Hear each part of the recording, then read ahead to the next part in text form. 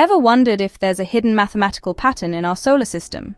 The Titius-Bode Law suggests there might be. This intriguing law, named after 18th century astronomers Johann Daniel Titius and Johann Elert Bode, proposes a simple mathematical formula that appears to predict the distances of the planets from the Sun. Fascinating, isn't it? But hold your horses. As captivating as it sounds, the Titius-Bode Law is a hot potato in the realm of astronomy. Some swear by its accuracy, pointing to the way it neatly arranges the celestial bodies in our solar system. Others, however, argue that it's nothing more than a cosmic coincidence, a mathematical curiosity without any real scientific grounding.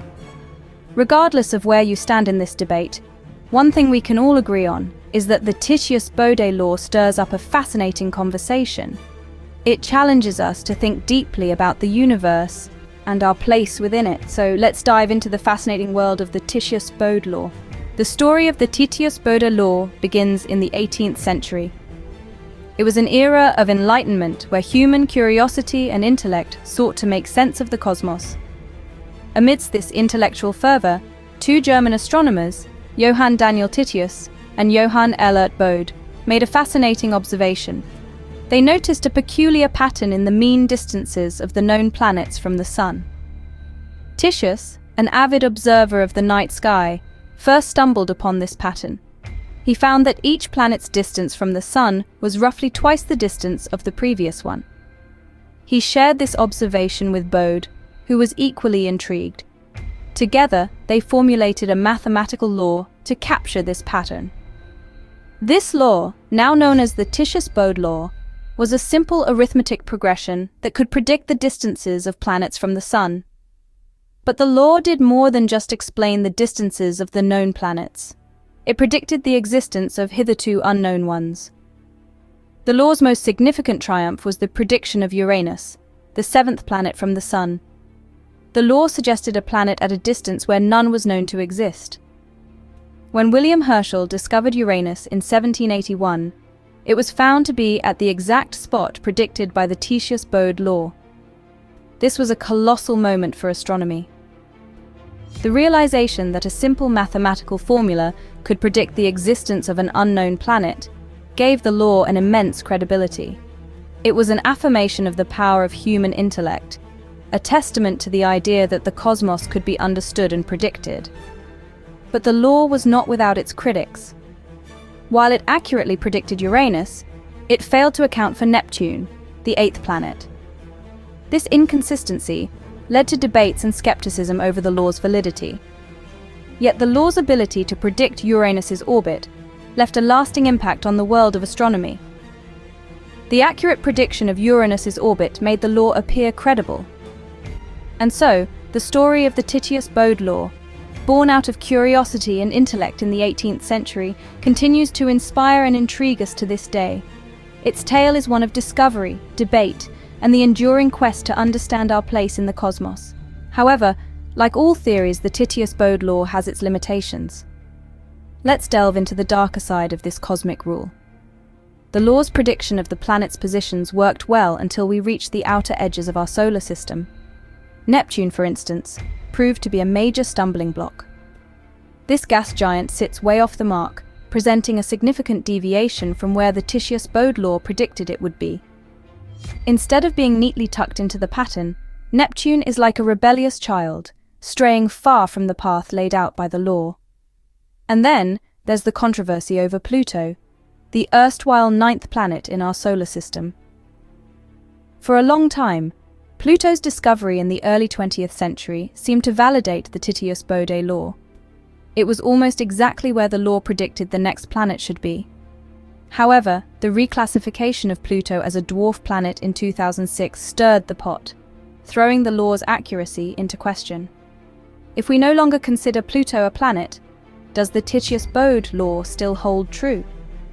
These deviations and controversies have sparked skepticism about the law.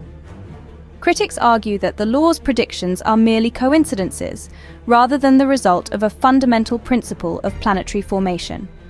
They point out that the law fails to accurately predict the positions of exoplanets orbiting stars other than our Sun. Furthermore, the law offers no explanation for why the planets are spaced this way. It merely states that they are, leaving a gaping hole in our understanding of the universe's workings. This lack of a mechanism behind the pattern has been a major point of contention among scientists, adding fuel to the fire of skepticism. In conclusion, the Titius-Bode law, while intriguing, is not without its flaws. The failed predictions for Neptune and the controversy over Pluto, coupled with the law's inability to provide a reason for the planetary spacing, have cast a shadow over its reliability. These inconsistencies have led many to question the validity of the Titius-Bode law.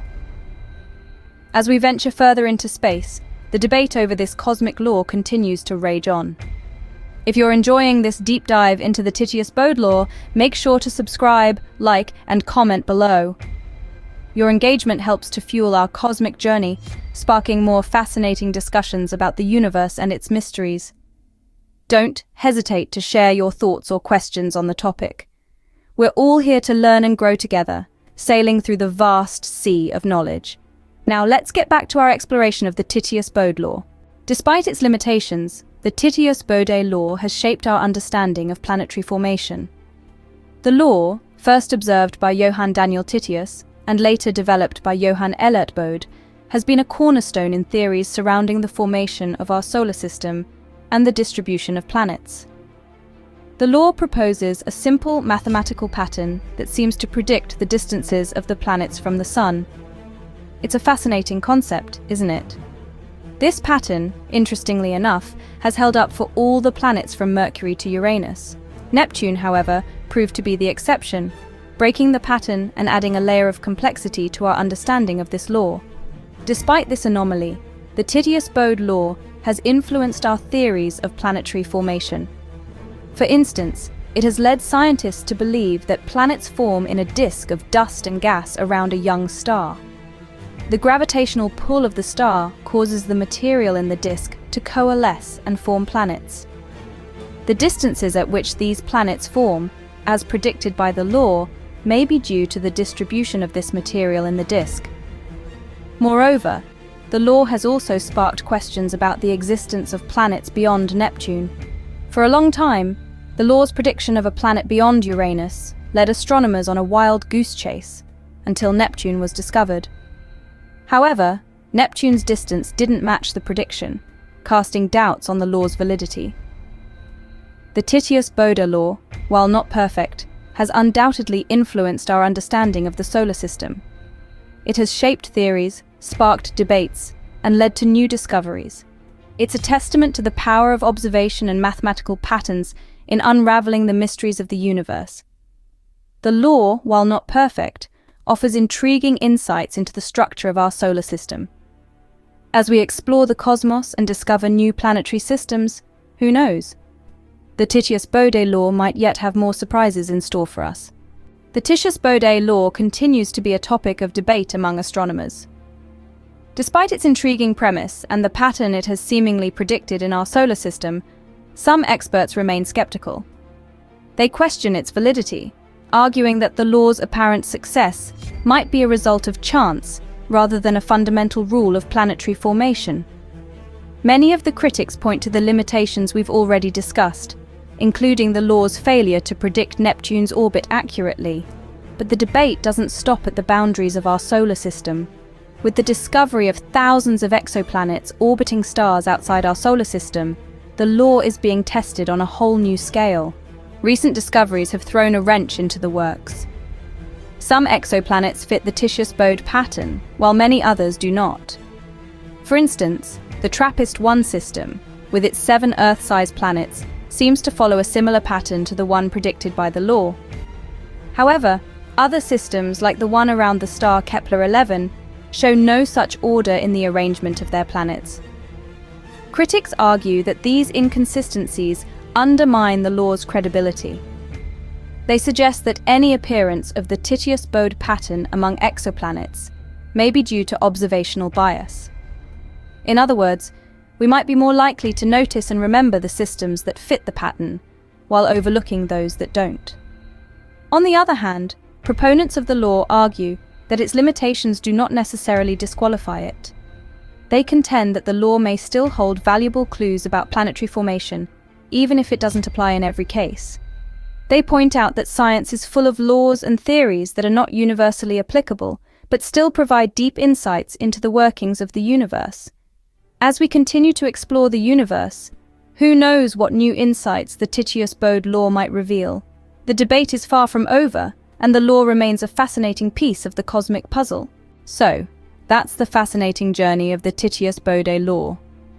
We've delved into its intriguing origins, explored how it shapes theories on planetary formation, and immersed ourselves in the ongoing debate over its validity. Recent developments have added new layers to this astronomical enigma, keeping it at the forefront of cosmic curiosity. Whether or not the law holds true, it's certainly a captivating piece of astronomical history.